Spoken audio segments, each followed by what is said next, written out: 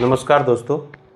आज मैं आप लोगों से बात करूंगा कि टेस्टिकुलर पेन एक बहुत ही कॉमन समस्या है, ख़ास करके यंग बच्चों में, यंग लड़कों में जिनकी उम्र करीब-करीब 16 से 20, 25, 30 साल तक के लोगों में टेस्टिकुलर पेन बहुत कॉमन चीज़ें हैं। आजकल मैं देख रहा हूँ कि इस तरह के लोग बहुत आते हैं और उन कंप्लेन बताते हैं कि टेस्टिकल में पेन होते रहता है।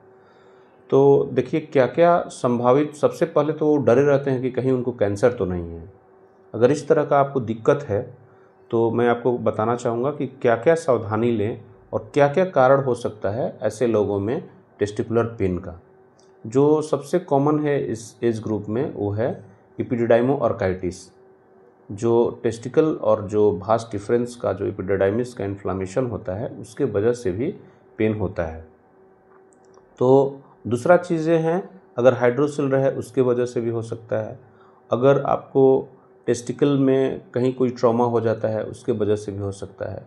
और कई बार एक बहुत ही खतरनाक बीमारी होती है जिसे हम लोग टेस्टिकुलर टॉर्सन बोलते हैं।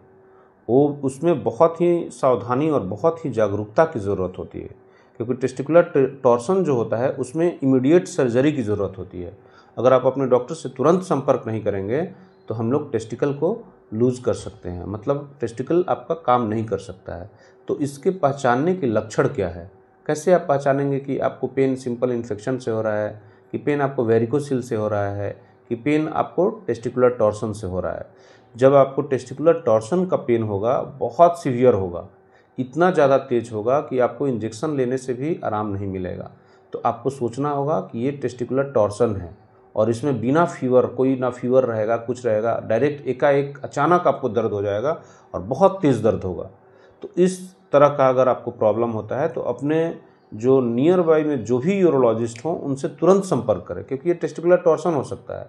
और इसको पहचानने के लिए सबसे बेस्ट होता है कलर डॉपलर अल्ट्रासाउंड। इसमें हम लोग देखते हैं कि टेस्टिकल कहीं अब घूम तो नहीं गया है। इसको जो नॉर्मल भाषा में समझिए कि फसरी लगा लेना, टेस्टिकल अपने एक्सिस पे घूम जाता है, तो उसको हम लोग टॉर्सन बोलते हैं।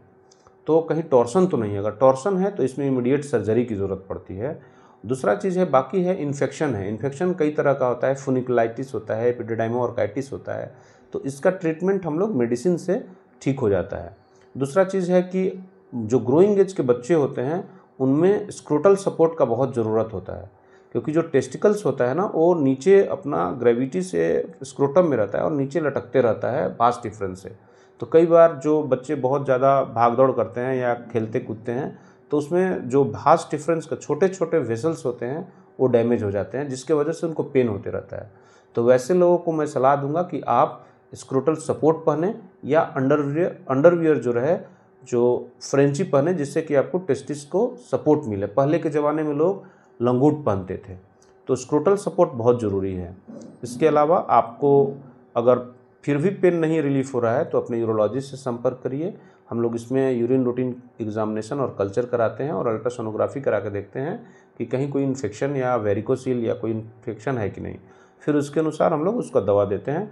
और कई बार बहुत सारे लोग चिंतित हो जाते हैं कि कहीं कोई मैलिग्नेंसी तो नहीं है, कोई कैंसर की बीमारी तो नहीं है।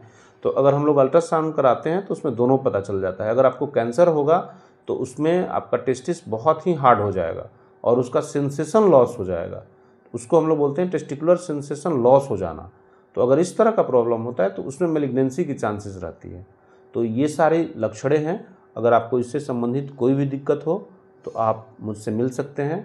मेरा क्लिनिक है दानापुर खगौल रोड में, त्रिभुवन स्कूल के सामने, विजय सिंह यादव पथ में, और मेरा नंबर भी है, तो आप मुझे कॉल कर सकते हैं और आप मुझसे मिल सकते हैं।